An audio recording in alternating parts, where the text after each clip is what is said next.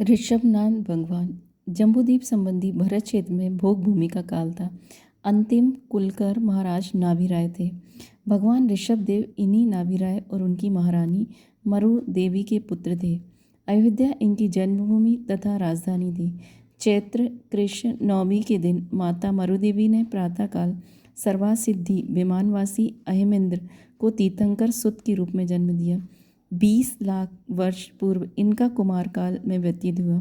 माता पिता की सहमति से इंद्र ने महाराज महाकक्ष की बहनें यशस्वती और सुनंदा से इनका विवाह संपन्न किया।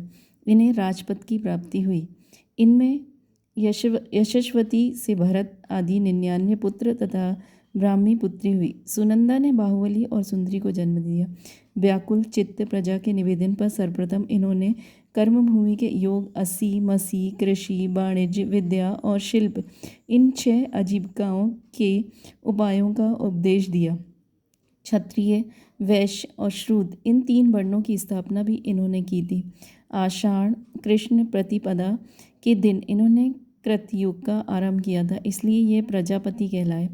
63 लाख पूर्व वर्ष तक राज्य करने के उपरांत नृत्य करते करते नीलांजना नाम की अप्सरा की मृत्यु हो जाने पर आपको संसार से वैराग्य हो गया।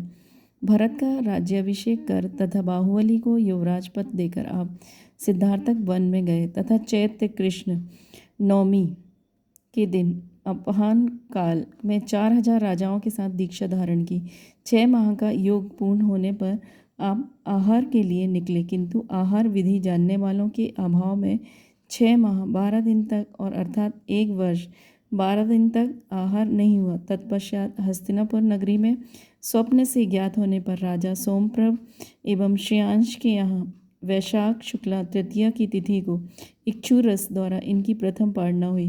राजा श्रेयांश दान तीर्थ प्रवर्तक घोषित हुए। तभी से यह तिथि अक्षय तृतीया के नाम से प्रसिद्ध हुई। इस तरह छद्मस्त अवस्था के 1000 वर्ष व्यतीत कर आप पुरीम ताल नगर के समीप शकट नामक उद्यान में वट वृक्ष के नीचे एक शिला पर ध्यानस्थ हुए, जिससे फाल्गुन कृष्ण एकादशी के दिन घातिया कर्म के नाश से केवल कान की प्राप्ति हुई। भगवान के समोशरण की रचना हुई, जिसमें 84,000 मुनि, 50,000 आरिकाएँ, 3 लाख श्रावक, 5 लाख श्राविकाएँ, असंख्यात देवी देवियाँ और संख्यात तिर्यंच थे। अनेक भव्य जीवों को धर्मोपदेश देते हुए आपने 1 लाख पूर्व वर्ष तक पृथ्वी पर विहार किया। तत्पश्चात आप अष्टापद कैलाश पर्वत पर ध्यान रूढ़ हुए और माघ कृष्ण चतुर्दशी के दिन सूर्योदय के समय पर्याकंस का सन से विराजमान हो 1000 राजाओं के साथ मोक्ष पद प्राप्त किया।